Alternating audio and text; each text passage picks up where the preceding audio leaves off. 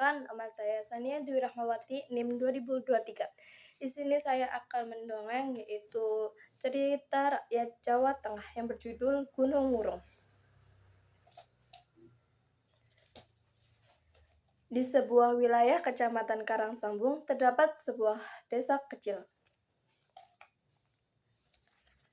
Di desa tersebut tanahnya datar dan tidak ada satupun gundukan atau perbukitan di sekitarnya. Pada suatu malam yang tenang, para sesepuh desa itu berkumpul untuk menghadap dewa di kayangan. Mereka berdoa bersama memohon agar dibuatkan gunung di dekat tempat tinggal mereka. Kami mohon, buatkanlah satu saja gunung di lingkungan kami. Doa itu dikabulkan oleh para dewa, dan pembuatan gunung akan dimulai besok hari. Pengerjaannya hanya memakan 1 malam, dengan syarat tidak boleh ada warga yang melihat gunung itu dibuat. Kita bisa mengatur itu semua, aman. Akhirnya, seluruh sesepuh kampung itu menyetujui persyaratan yang akan dibuat oleh para dewa tersebut. Keesokan pagi harinya, para sesepuh kampung mengumpulkan seluruh warga.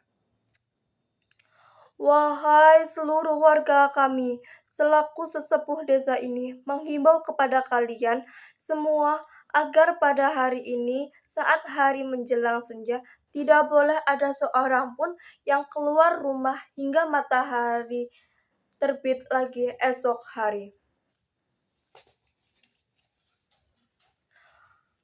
Para warga dibuat kebingungan.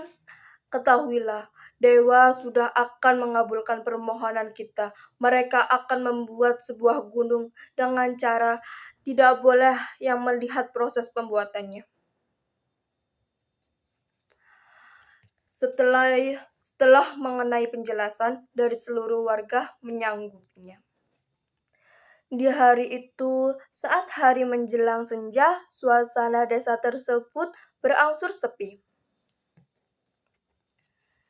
Seluruh warga masuk ke dalam rumahnya dan mengunci pintu rapat-rapat untuk menepati janjinya. Para dewa pun turun dari kayangan dan menuju ke tempat yang akan dibuat sebuah gunung di desa tersebut.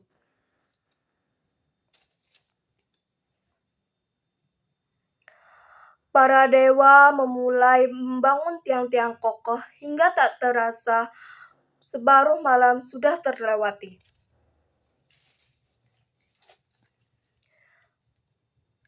Tiang-tiang tersebut sudah berdiri kokoh membentuk sebuah gunung. Seluruh dewa bekerja sama tanpa berbicara sepatah kata pun. Semakin malam, mereka semakin bersemangat bekerja. Mereka tak mengenal kata lelah.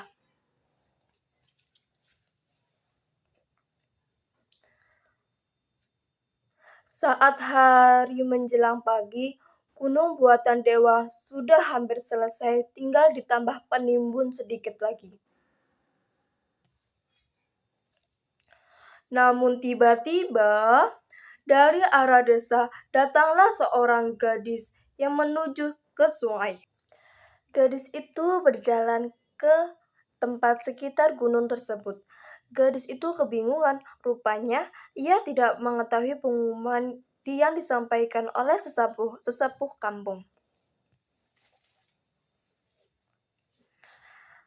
Dan tidak ada seorang warga pun yang memberitahunya.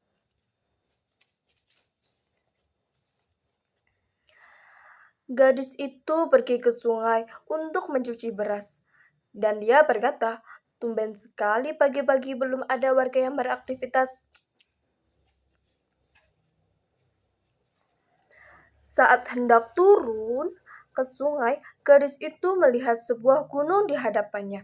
Dan dia berkata, mengapa ada gundukan tanah di sini? Seperti sebuah bukit. Perasaan sore tadi masih datar, mimpikah aku?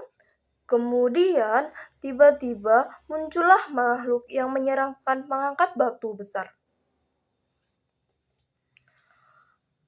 Karena ketakutan, gadis itu tersebut lari terbirit-birit dan berteriak, "Tolong! Tolong!"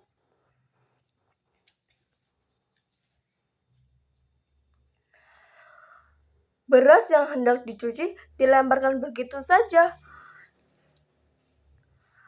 Beras tersebut berjajaran di sekitar bukit. Konon katanya, beras itu dipercaya menjadi bebatuan yang mirip dengan bentuk beras.